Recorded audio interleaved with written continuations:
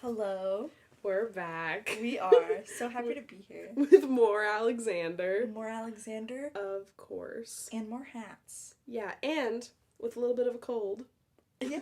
So, if I sound horrible, that is why. I've been taking vitamin C. Same. Is it doing anything? No. Well, I'm not sick yet, so. Yeah, we're also in summer gear today. It was 27 degrees. Yeah. So summer has begun. Yeah, essentially. Which is why, for those of you watching, we are wearing hats. We are. It's our nature look. Yeah. We want, yeah. I don't have any words for that. I'm just sick. Okay. What better day to talk about art crime than a crime.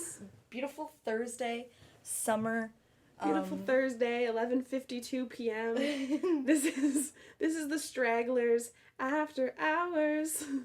What do you got for me today, Callie? Well, okay, so the first podcast, as a recap, we talked about Alexander. We talked about his dad, his mom, his environment, his education, and we talked about how it all affected him.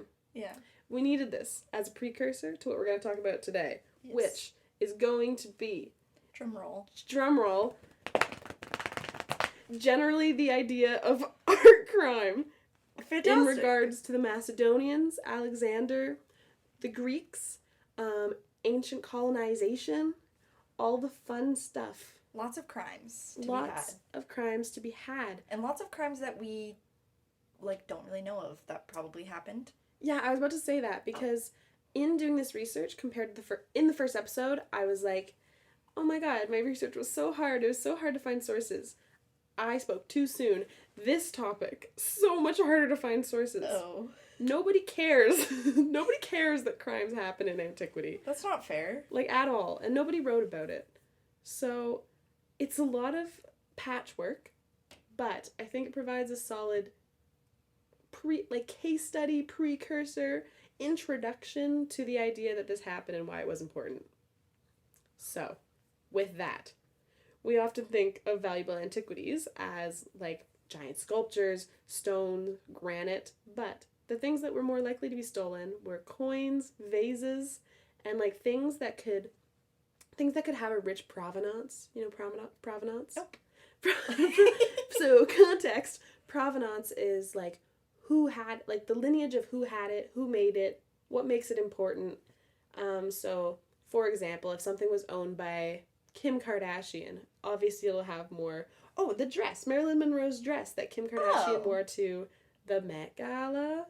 Yes. Question mark? Yeah. Correct. So the provenance of that dress is much richer because, what is her name? Marilyn Monroe wore it. I just said it. Ouch. Yeah. Yeah, who? Okay. Marilyn Monroe? I get it. Yeah, so they wanted small things that could be stolen, first of all. I think it's pretty difficult to steal a giant sculpture while traveling by foot. You just chuck a little coin in your pocket and you say, oh, I found it on the ground. Finders keepers. Exactly. So they wanted something that they could claim a prestigious provenance to, and coins or medals would have figures on them, inscriptions, they would be minted, or sometimes even dates that would increase their value. Okay. But we kind of already talked about it, but I wanted to say that earlier Greeks, they refrained from criminal behavior because, like we talked about last episode, the belief in the gods. Because they thought if they stole, then the gods would punish them. Yeah. So this is the much earlier Greeks, before the Macedonians and Alexander the Great, obviously, because they did a lot of thieving. Yeah. But that was quickly changed when large leaders came and looting became a common practice. And it kind of became known that looting was what you gained from war. Yeah, you got your glory, you got your, I don't want to say it, but you got your booty. You got your booty. You got your loot. Yeah, so nowadays we can gain a lot more from war. I'm going to retract that statement. We can gain different things from war in modern day practice, but when you went to war in antiquity, the goal was typically I'm going to steal a bunch of stuff. Yeah. Also land. Steal land as well. Land for sure, but then you go in and that's I just want to reiterate that the soldiers felt like the Were they soldiers? The people fighting? Yeah, I guess soldiers. Yes. I don't know. Were they even... There's definitely a Greek word for it, but I don't know it. So, like, they definitely went into it and they're like, this is my payment for engaging in this activity. Yes, correct. So, back to Alexander. Mm-hmm. He had a rough start. So we got there. His dad died last episode. It's like previously on Glee. So, Philip died. And he witnessed that death in 336 BCE. But Philip had a reputation. He had a reputation for extravagant spending. Oh, God. He sold women and slaves in the offense of having worn looted gold jewelry. I would like to say this is how far I'm stretching to find proof of looting. Like, I found this article that said this, and I was like, it said looted.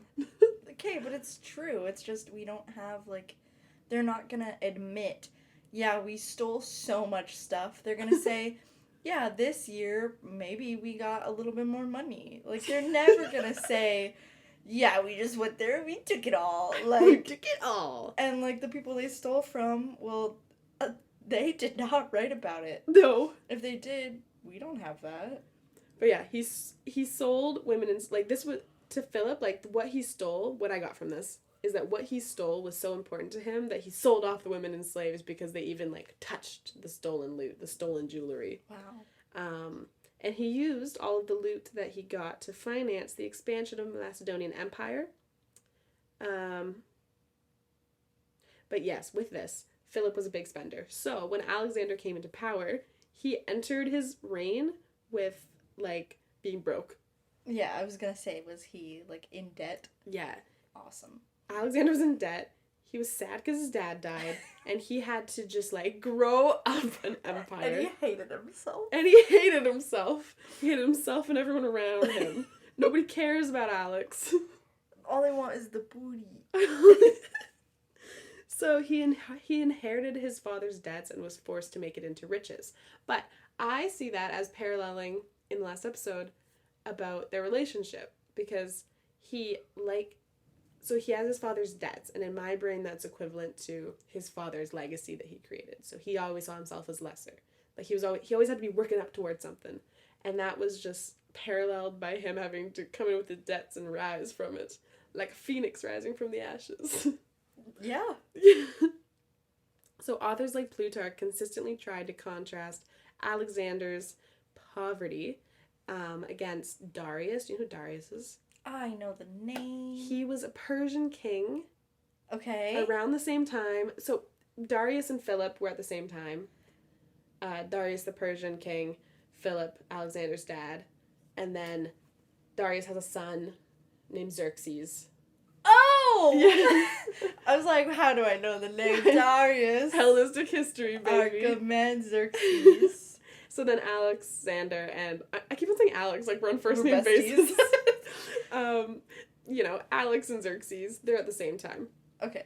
So Plutarch, the guy who wrote all the information we had about Alexander's childhood. The biographer, he wrote about how, contrasting Alexander's poverty against Darius's riches. So I see that as well as Plutarch trying to humanize Alexander. Okay. Being like, he was so poor compared to who he was against. Like, underdog story, kind of. Yeah, I was gonna say he definitely was like, almost like building up this like comeback story. Right? The sequel. Plutarch was doing him good.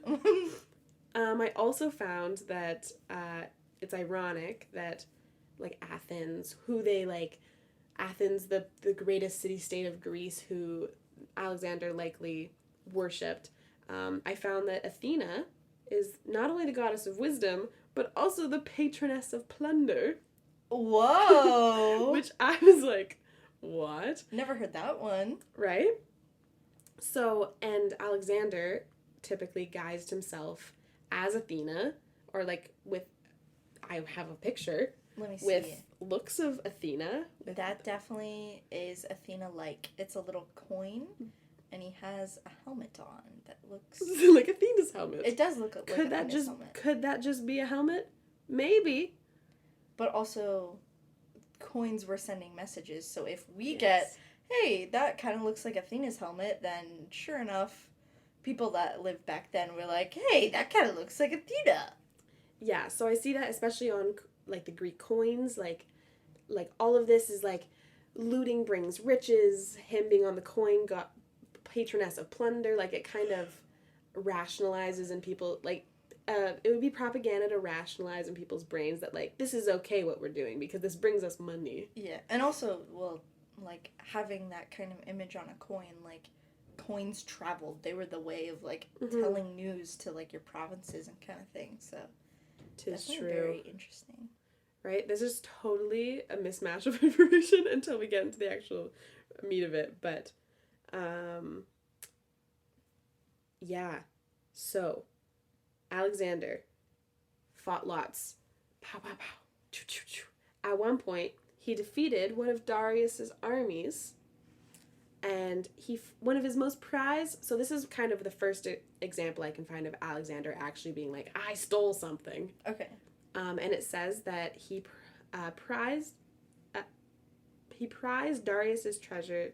Within Darius's treasures was a small box that he stole, and he later kept his annotated copy of the Iliad in it. No way. Yeah. That's so funny. What a nerd. Because it had, like Plutarch had said that he carried the Iliad with him to like guise himself after the characters in it. So he loved it so much he kept it in a little box. That's so cute. And it was a box that he stole. Yeah. So just like reiterating like how much he stole stuff. I think, so sorry, can I interject? Do a little analysis. Mm-hmm. It's very interesting that he carried around this book that was like, I'm going to model my life after not only my dad, but also this guy in this book, because he's the most like amazing Greek warrior ever, which remember, Alexander wasn't fully Greek. And so the fact that in his first like huge big military conquest, he stole this prized box of this king, that's kind of like almost like you're beheading the dragon and you keep the dragon's head. Whoa. And then he's like I'm going to put my symbol of like virtue and glory and my prized possession in this other guy's prized possession to be like, I did that. I did that for like, real. I, like, almost as like a reminder, because he probably, if he annotates it, anyone that annotates a book does it a few times. Yeah, so, true. like, he definitely keeps going back. Mm-hmm. Like his Bible. Yeah. Well, I even think of it as, like, his Pandora's box. Like, yeah. The world around him is chaos, but the one thing left in Pandora's jar, but it's box in modern day. We like to change things. But the one thing left in Pandora's box is hope. So he opens up the plundered box, and inside is hope, a.k.a. Homer's Iliad. God. So he admired the warrior's world of the Homeric epics, with its primary economy based on gift exchange and distribution of plunder. Because in the Iliad, a lot of like one of the main themes in the Iliad, not a theme, one of the main things that they do in the Iliad is divide the plunder. And that's where one of the biggest things with Achilles happens with Briseis. Yeah. And yeah, they're dividing things. People in different ranks get to choose first. So reading that, he sees this as okay. His Bible tells him it's okay to steal. So war redistributes wealth violently because they stole so much, making other places so poor, and they made themselves much richer. So it was just completely normalized byproduct of ancient warfare, looting. Mm-hmm. So the dream of Alexander was to attain Persia's wealth, clearly. And that can be seen in the works of Greek playwrights, pamphleteers, potters, and painters who imagine Persians as wealthy, womanly, and weak. Oh. So they had like how Alexander had an image of like what he should be, they also had an image of what they considered foreign. So they saw in a lot of the ancient writing, they considered the Persians to be just like so wealthy and covered in like carrying all their stuff with them. I don't know if you've ever seen the movie Alexander. No, we talked about this last time. I didn't know it existed. Oh, yeah. So you should really watch it. We'll watch it later. But, like, Xerxes in that is, like, he's wearing, like, gold cuffs, gold everything. Okay. Whereas Alexander's wearing, like, a tunic. Oh, okay. So they very much viewed them as super duper wealthy, and, like, they're conquering, like, the mother lode of wealth if they attack these people. So that was kind of what they had going into it. So by the age of 25, after defeating all of his little battles, Alexander possessed enough treasure to mint 3 centuries worth of annual supply of coins produced by Athens. Oh my gosh. Let me break that down. So with the gold, like what this means is with the gold, if they melted it all down, they would be able to create 3 centuries worth of annual supply of coins. That's a lot. That is a lot, especially with how wealthy, like, Athens was at the time. Yeah. Because you said Athens, right? Yeah. Okay, yeah. Athens, like the New York City of... Yeah, for real. Of Greece. There's a stock market. Yeah. So that's from all the stuff he conquered in Mesopotamia, Bactria, Egypt, Gaza, Judea, Phoenicia, Syria, Anatolia, and reached as far as northern India. Oh my gosh, dude. Yeah. He was convinced of Greek superiority, and claims that he wasn't looting for the sake of gaining cultural artifacts, but he was interested in what he could sell to finance his expensive campaigns. What a humble king. He's like, no, I'm gonna put it back into Yeah. my campaigns that I'm deciding to do. Yeah, doesn't care about cultural anything. My ass. Yeah. Like, he's putting his face on everything with the stuff he's Yeah. printing. He's like, let me just put my face on all of these For 300 real? centuries worth of coins, but, like, it's fine. You'll Yeah. have to remember me for 300... No, it's not 300 centuries. 3 centuries. I misspoke. Yeah, I misspoke. Yeah, and, like, they're not all coins. I know we keep on referring to coins, but that's just the majority of the remains we have left, and it's easiest to track back because of the same reason why they wanted to steal in the past is because you're able to track it back easily with the provenance. Mm-hmm. But items that were considered treasure could be money, persons, apparel, cups, art, jewelry, furniture, animals, weapons, and even building materials such as stones and tiles. Mm-hmm. So the term treasure and wealth should be used in the broadest sense to just be material goods. Yes. Because they also didn't value things the same way we do now. Like what we consider looting of art in antiquity, I feel like nobody would think in antiquity be like, I want to steal this fresco, aka this entire wall. Yeah. Whereas, like, now it's like, oh, I'm gonna steal this little painting. This is for real. Like, I don't know how, other than vases and such, but even what we consider art, like what we consider ancient art to be today is not what they would have considered art to be back then. Yeah, like, we consider, like, using the vase as an example, like, we consider that art, whereas that was just, like, it's like having, like, how we go to the wine store, and there's, like, super fancy wine bottles, and you're like, wow, look at that wine bottle, but at the end of the day, it's just a wine bottle. That's what the vases were. They were just like, I'm just gonna doodle a little. I'm just gonna make it a little fancy. Yeah. This is for when I have the good company This over. is for the top shelf. Yes. But yeah, so they just didn't value things the same things as we do. So that's what made it so difficult to track back the looting and everything, especially, like, keeping it under the umbrella of art history. Mm-hmm. Because, like, they just didn't care. Yeah, they melted stuff down, and reused it, and... Yeah.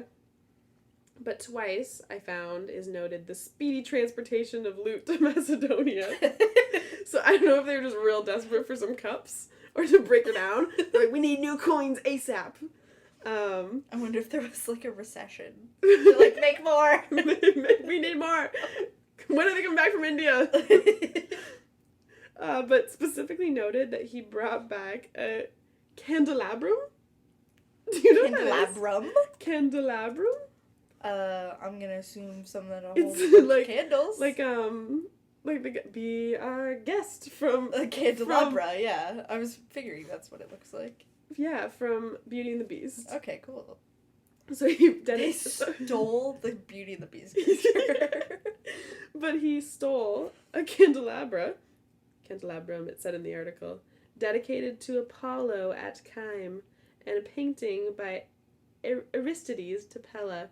So I just threw that in because it's some of the only times. Yes? Sorry, it's very interesting that he stole the candelabrum of Apollo when it was said that Artemis, Apollo's twin sister, was at his birth. Whoa. Just kind of weird that he's like, hey, sorry, we'll just say like godmother, witness. Hey, sorry, witness, I'm just gonna steal your auntie.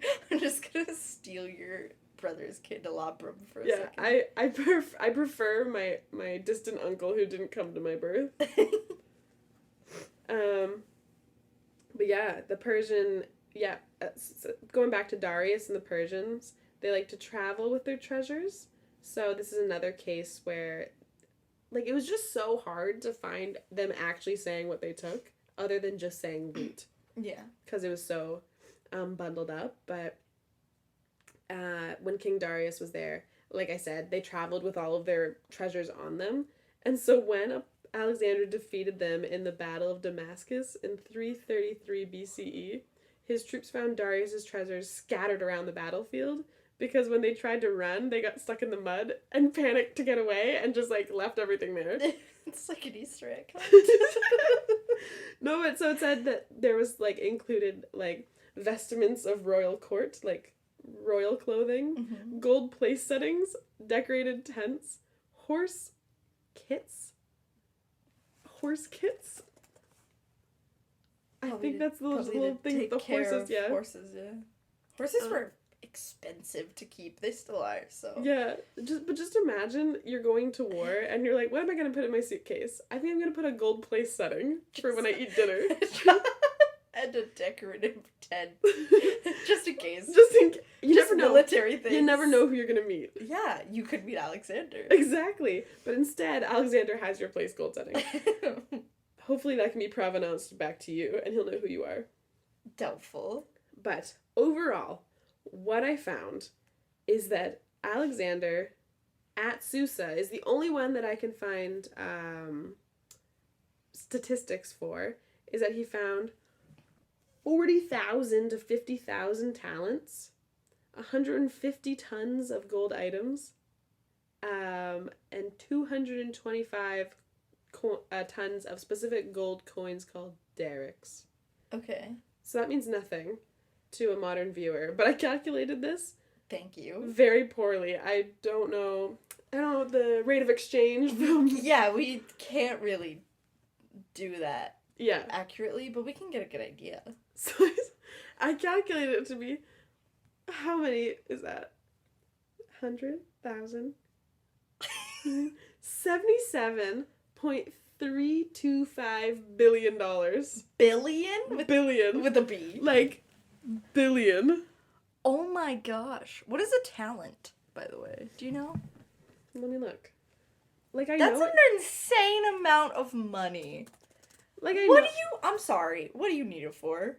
That's what I'm saying. His war. Hint, hint, wink, wink. Also, no But way. once he's defeated the Persians and everybody else, apparently, Yeah. what wars are to be had? You rule the world. It says that a talent is a round gold or silver disc.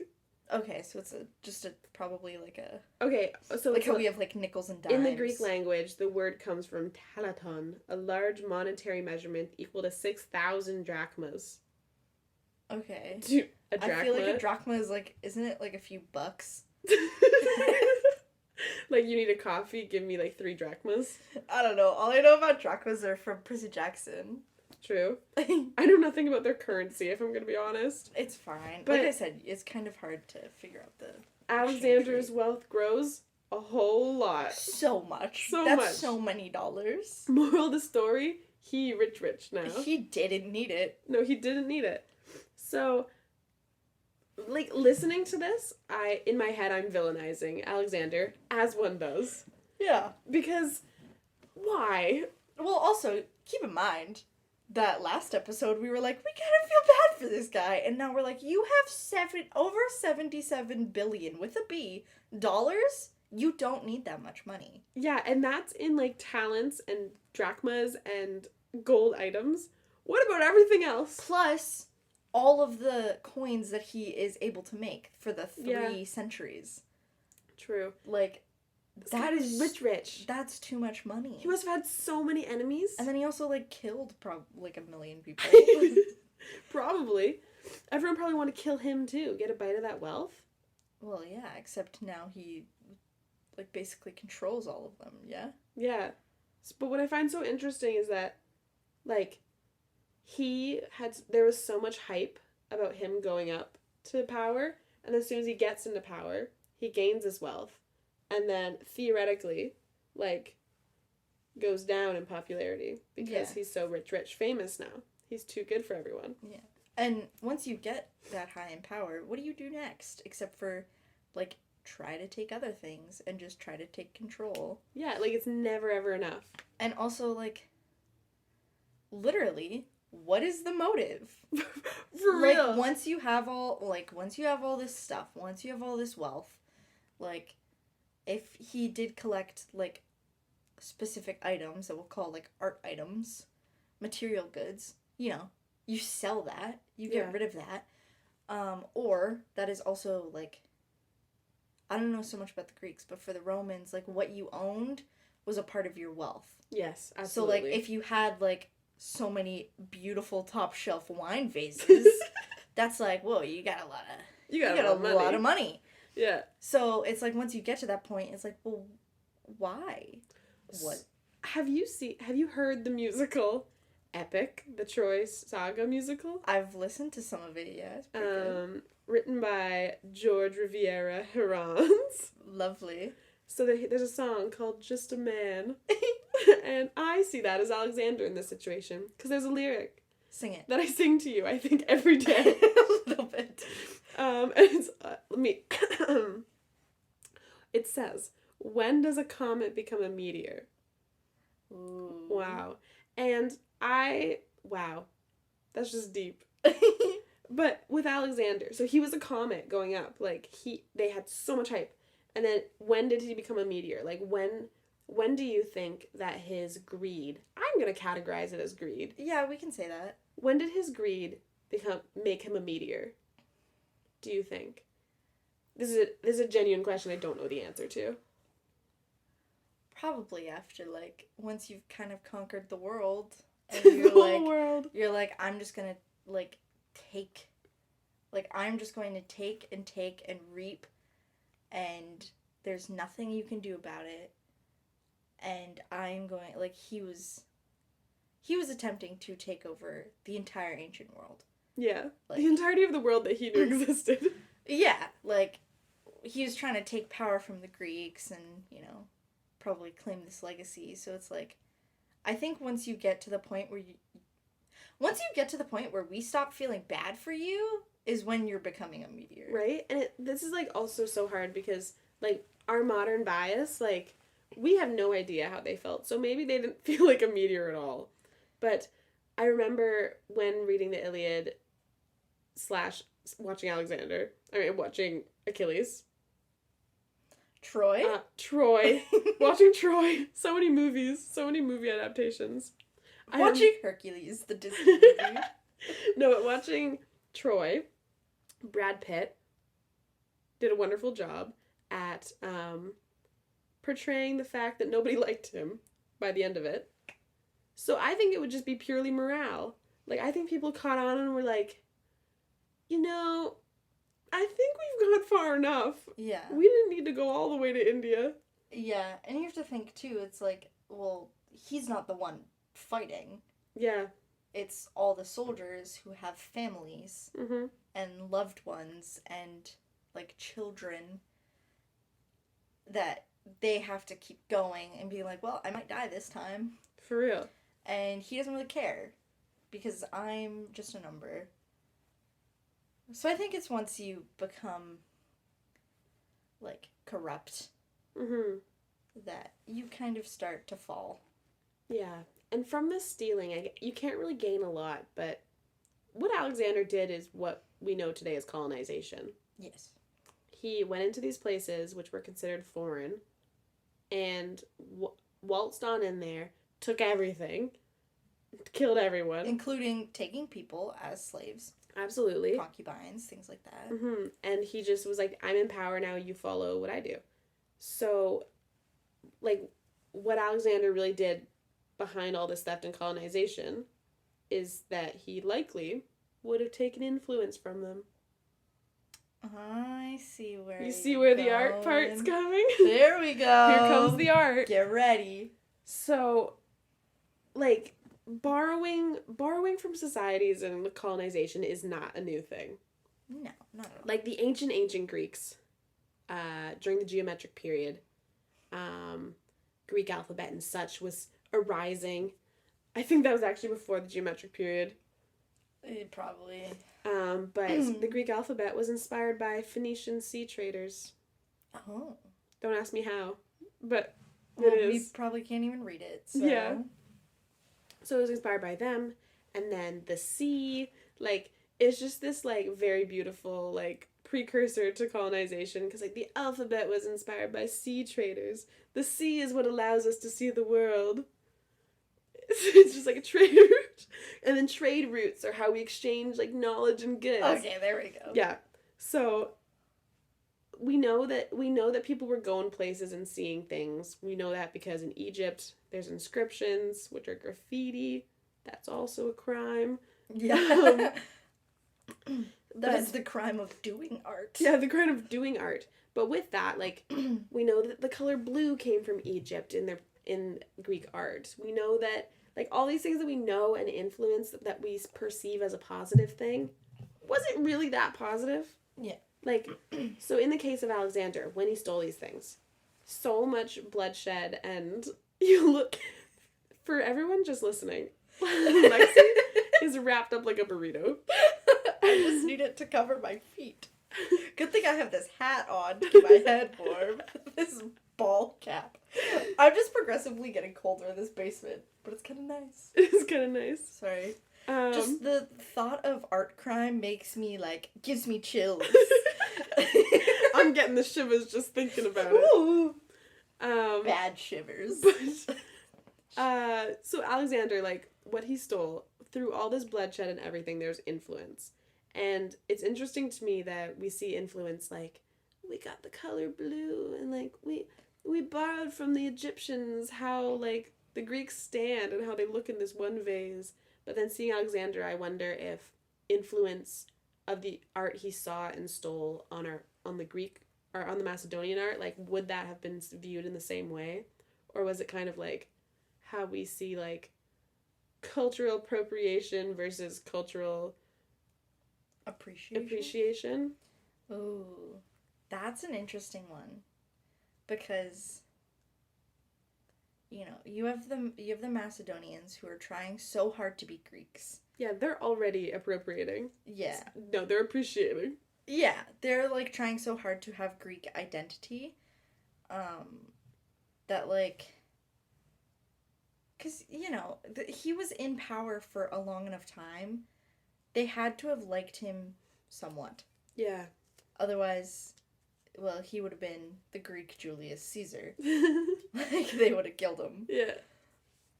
So, it's like, I don't know if they would have hated it. Because it's like, well, you're bringing something beautiful to Macedonia. Yeah. I guess, like, coming from a modern viewer, it's so easy to say, like, you shouldn't try to be and guise yourself as something that you're not, because, like, that's so, like, not okay. Yeah. Like, it's so not okay in a normal context to, like, based on our social and political current state and, like, also our level of education and awareness. Mm-hmm. But it's so interesting to think whether the Macedonians would have felt the same way that we do, where, like, if, like, I remember learning in Hellenistic history that Ptolemies went to Egypt and, like, guised himself as Egyptian, but did not speak Egyptian, did not address the Egyptians in Egyptian, did not do anything except for, like, just look the part. Yeah, exactly. So, And I don't know how the Egyptians felt. I can't read hieroglyphs. I feel like they might not have liked it because you can't communicate with your ruler. Your ruler isn't trying to communicate with you. Yeah. But I think in the sense of, like, art, it's a lot different where it's something that's, like culturally, like, inspiring almost. Yeah. And culturally stimulating. And we see a lot of, like the ancient art and things where it's, like, they borrow certain ideas and then, like, or, like, knowledge, and then they just run with it. Mm-hmm. Like, the whole thing of, like, oh, how did they know that that animal existed? It's like, well, they had to figure out somehow. Probably saw something on, like, a jar that had come over, or maybe someone traveled there, and it's like, well, now we're going to put that in our art because we love that so much, and we love that blue so much. Mm-hmm. So it's like, the Macedonians might have thought similarly, where they're like, you know what? We are now rich. Yeah. Whether we're getting it or not, like, our country is rich. Mm-hmm. And we're, like, it's stunning and beautiful, and it's such a nice place to live, visually, that maybe it's not the worst thing. In the context of Macedonia, do I think that stealing things from other people is wrong? Yes. Well, I wonder about Alexander, because we already explored, he has such a rich education, and he has such a rich critical thinking mind. Like, I think that he was going through it with, like, that, exactly what you're explaining, being like, this is so beautiful, this is so interesting. Like, I don't think he only wanted to keep going because of the riches. I think he also wanted to gain the riches of, like, of the exploration of it, and, like, learning new things, and he had such an inquisitive and curious mind. So I think he was going into it with this appreciation. Yeah. So I think that also informed how the Macedonians would have viewed it. Like, if our ruler's like, guys, look at this super cool thing that I got. And then they integrated it into it that way because they're like, oh, yes, appreciation. But if he had brought it back and was like, ugh, look at the art of, like, the scum we just, like, colonized, then everyone would have been like, destroyed it. Spit on that, not integrated into art. But because you'll see soon, they integrated things into the art, that means there had to have been appreciation in play. Yeah, and I just furiously scratched something down on my little scratch pad. How is it really that different? Like, forgetting the obvious part of the fighting and the war, how is it that different from doing a grand tour and having a cabinet of curiosities? Whoa. You are so right. Like, right? He would have had such a big cabinet. It would have been huge. Bigger than his house. Yeah. But, like, it was educated, like, young people who were going to these foreign places who were like, I just want to learn so much. And they would come home and they'd be like, look at all my souvenirs. For real. And they'd be like, I want to put them up on display. Yeah. And have little parties. How is it that different if you were to come back and be like, hey, upper class Macedonian, I don't know their class system. Hey, Macedonia, look at this stuff I just brought us. Like, let's keep, like, y'all like this? Let's keep it going. Let's keep going. Let's create a little business. Small business. So we love that. Yeah, how is it really that different from having, like, a cabinet of curiosities? How is it that different from us having little trinkets? That's true. Other than the war. The war is the big difference. Yeah, the war is the big difference, and, like, the motive behind it. And the execution of it. But it's true. Like, if you break it down, it is extremely similar to just being a curious little guy. Yeah. It depends on your methods and execution. Yeah. So there was an article at the Met called, bear with me while I find it. The title is,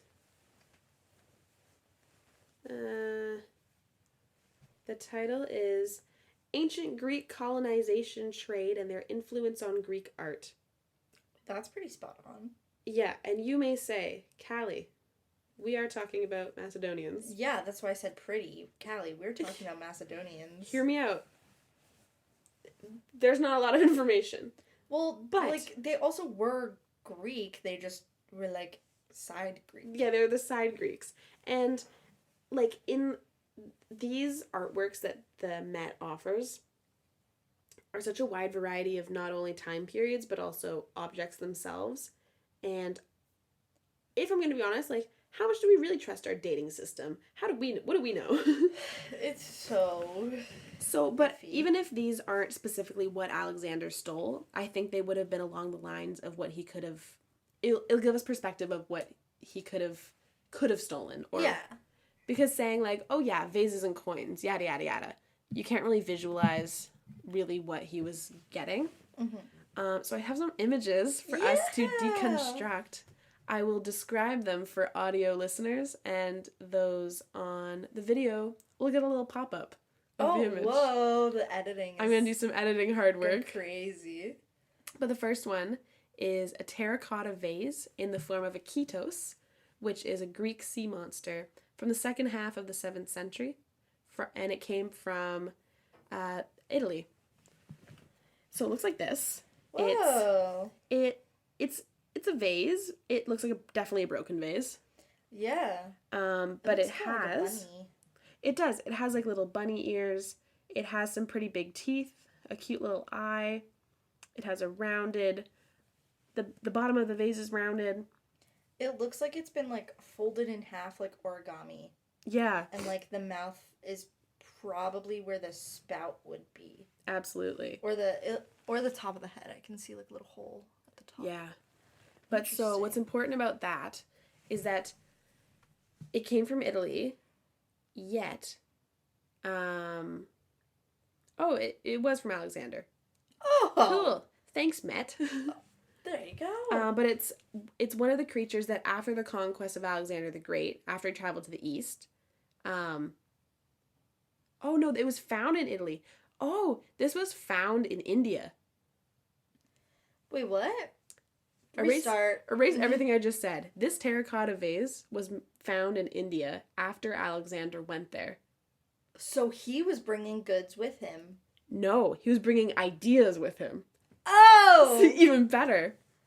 Sorry, so that was loud. We've only been talking about Alexander the Great's, like, what he gained from it.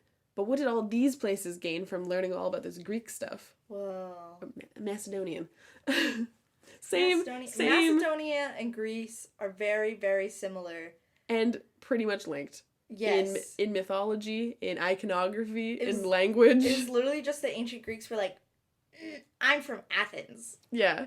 I'm better than you. Exactly. You stink. But so they got this in Gandharan art, which is from India, and it is a Greek sea monster. Okay. So those in India created art based on likely what they would have learned from the Greeks and being colonized by the Greeks. Whoa, so they're bringing over stories. They're bringing over stories. And that's so interesting. Very interesting, Matt. Thank you. That's cool. Next one is a terracotta sarcophagus rim.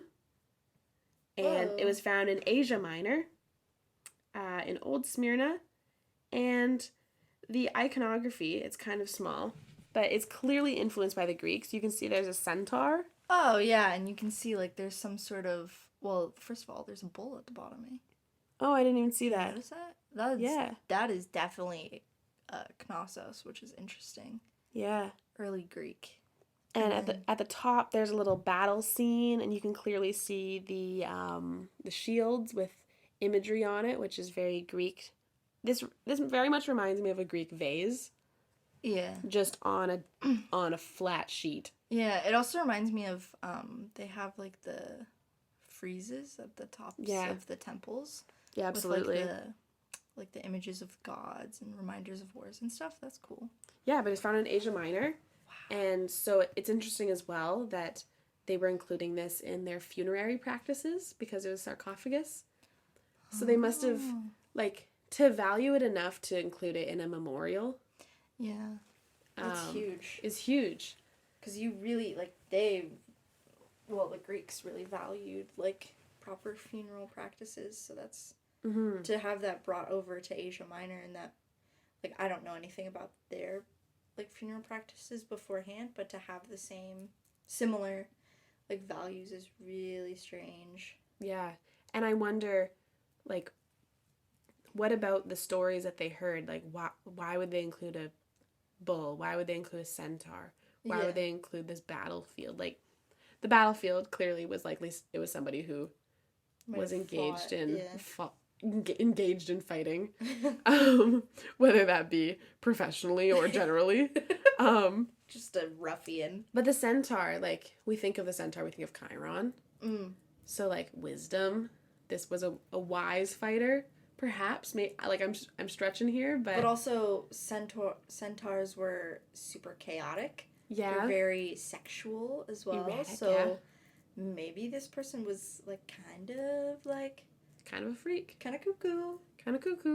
To have the imagery of the bull, like, that's really something that we don't see unless it's kind of like the Minotaur. Yeah. So, like, to have the image of the bull past Knossos is really interesting, that it shows just, like, how stories and how, like, we could say, like, myths, we could say legends. Especially alongside the centaur, like, that kind of,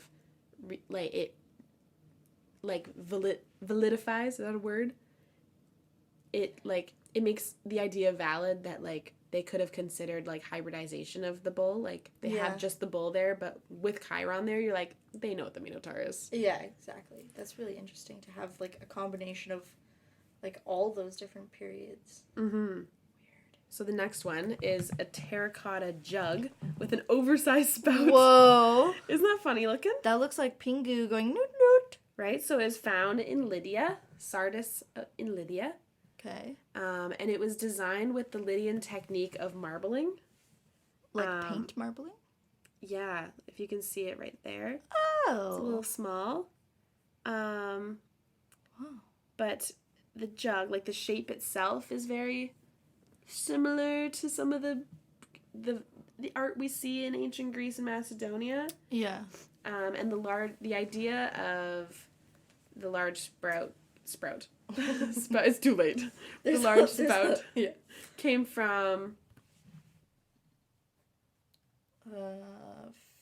I knew how to say that word. I don't know how to say that word. Phrygia. Phrygia. Phrygia? Phrygia. Sure. Spelling, we did not sign up for spelling bee. But, yeah. I don't know how they spoke. So, it's just, why? First of all, why? Why the oversized spout? Yeah, like, you need to get your wine out ASAP. Your party. And with the marbling, too, like, it's just, that's something I would buy now, and it's just so, it's so overdone in every, like, the marbling is, like, just so overdone. Also, why is the handle on the same side as the spout? Like, how would you... True. A drinking cup. That's so bizarre. Right? I don't really have a lot of thoughts about this one. I was gonna say, that one, not gonna lie, a little bit less convincing. Yeah. But it definitely shows you that there's, like, people that are, like, taking ideas and they're kind of putting their own, like, not hometown spin on it. Yeah. Like, they're taking, like, certain ideas from other places that maybe they're, like, experiencing and being like, I'm gonna make this more relatable to my personal place. True. Home. This one, I find super interesting, is a perfume vase of 2 heads, and it comes from Naucratis in Egypt. Whoa. And wow. That's crazy.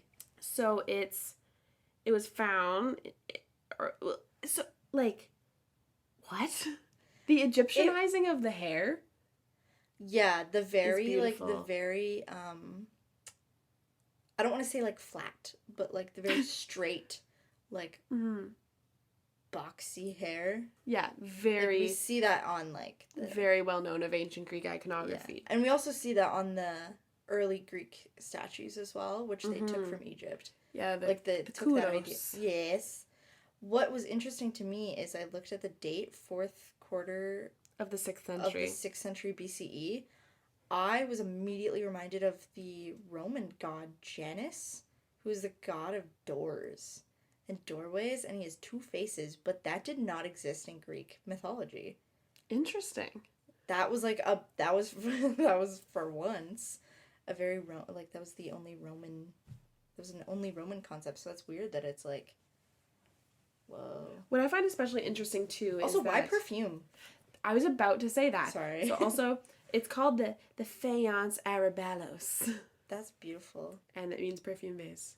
Actually, I don't know if that means perfume vase or if it just is a perfume vase. But regardless, I find it super interesting that they are borrowing the likeness of Egyptians in a product that would have been used for beauty, Yeah. because it's almost like how celebrities nowadays are like influencers, Run with this, bro. right? They see the iconography of the Egyptians and they're like, wow, very pretty. I want to look like that.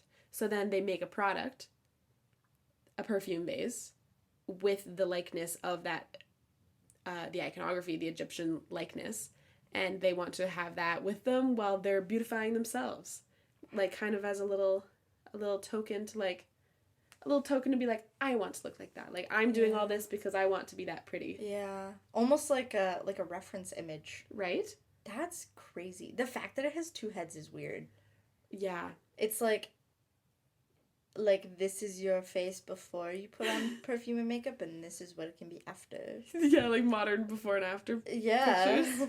But they look identical, so. Yeah, I won't say there's many others. That's an over-exaggeration. I lied. Let's talk about one more. Yeah, please do. Whoa, you were gonna leave that out? I was going to leave this out. This You is, freaking fool. it's because it's from Italy. Valid, though. It's valid, but come on. So, for those who can't see, it's a vase. It's an amphora. An amphora. Very famously known, like, Greek shape. Yeah, like, if you think classic Greek vase, you're looking at the same thing. Yes. As we are. And the art is the same. Like, it's not the same. Well, look at that. You've got another bull that's attacking bull. something. And a Yeah. person dancing, sticking their bum out. Yeah, sticking their bum out. And With there's lions? Perhaps someone taming lions. Whoa. Um, Gladiator, maybe. one thing I do notice that is different, I don't know how extensively you've studied Greek art. I took like the art art and and archaeology. I took the art and archaeology class. It was fun. But if you notice, the little flowers, reference the image for people watching, the flowers on the neck of the amphora are quite organically shaped compared to very, like, amphoras that would have been in this style typically would have been very geometric and very, like, precise, and that's kind of what made them so beautiful. But I find a lot of this is very organic looking. It looks like someone was like, I drew these animals and now I don't like how much blank space I have, so I'm gonna doodle.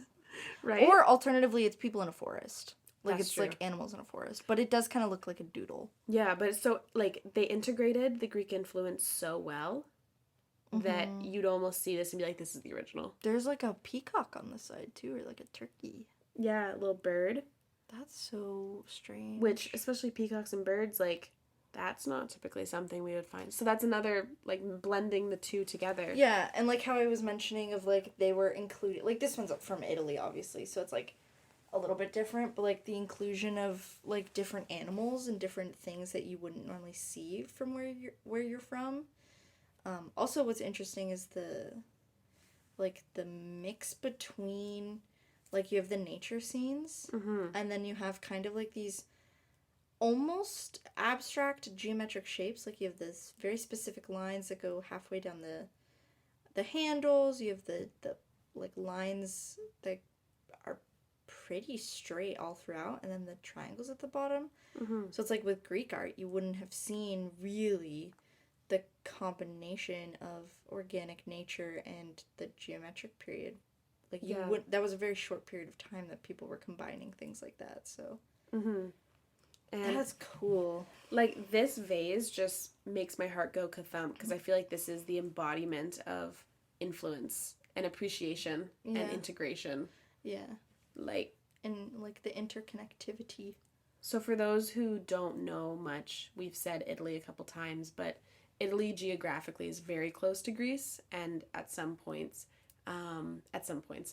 a lot of points, the Greeks had a city, like, on the very peninsula of Italy, they had some colonies there, and they sent some of their soldiers there. Like, it wasn't, like, absurd for Italy to be aware of Greek traditions. Yeah, not at all. Not compared to India. Yeah, not compared to India. Or Asia. Yeah, but regardless, it's still another place that were ruled by their own people who integrated these influences. So, valid in my eyes. Yeah. Yeah, but there's others. And also the Italians at the time, they were not, like, it wasn't like how we think of ancient Rome. They were not in power, like, at all. So for them to take the Greek influence, they're like, yeah, I'm okay with this. A little bit. You guys have nice things. In this specific amphora, the Met very kindly notes for me that it was filled with olive oil. It was likely filled with olive oil in return for grain. It's an export, that's why. It's an export. Export-import. That's so beautiful to me because you say about the contrast and, like, mixing things together, and it's like this would have been going back and forth between the two. Yeah. Likely that's between the two beautiful. countries, yeah. I love that we were talking about how, like, crappy, pardon my French, Alexander is with his stealing and things like that. But there is really a beauty to the influences, which is, like, kind of why we're like, well, why is it that bad? Maybe they would like it. Yeah. That's really beautiful that it would, like, go back and forth.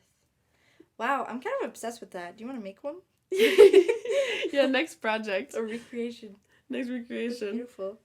But yeah, that's pretty much all the information I have, and it was so difficult to find specific examples of Alexander other than what the ancient sources included, which was just numbers and coins. But I just love thinking of what the ancients thought, like, not the leaders, not the people who were doing it, but the people on the receiving end, like you're saying. Like, it's beautiful. Like, they also gained from it, even though it was super, super terrible that their family was killed, probably. Yeah. But at least they gained something out of it. But also, on the other hand, the people in India who have these Greek influences, like, okay, well, there were probably Greek people there at that point. Yeah. Since it was they colonized it.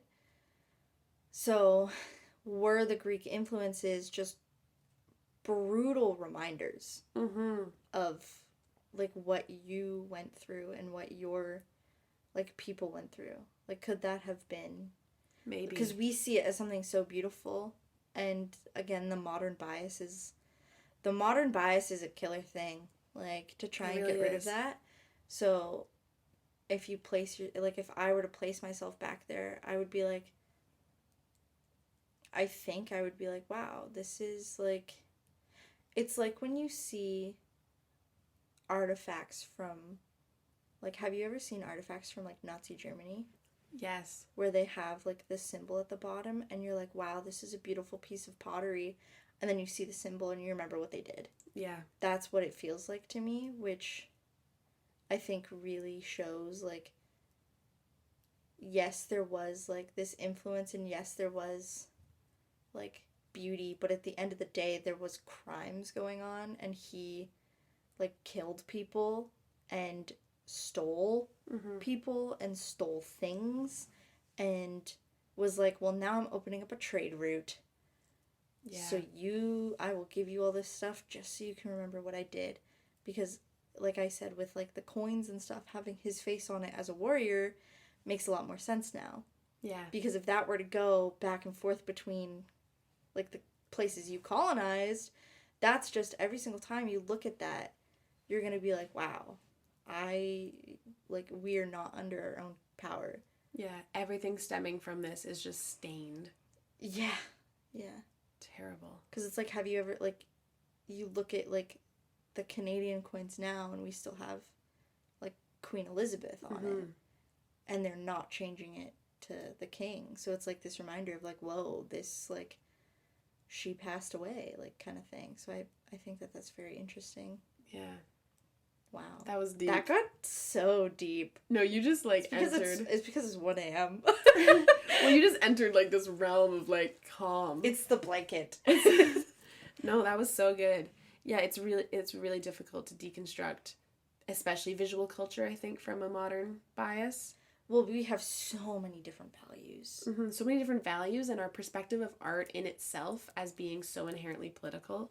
Yeah. Is, I mean, I get it was equally as political back then, as we know from the sources, but just our perspective on art for art's sake.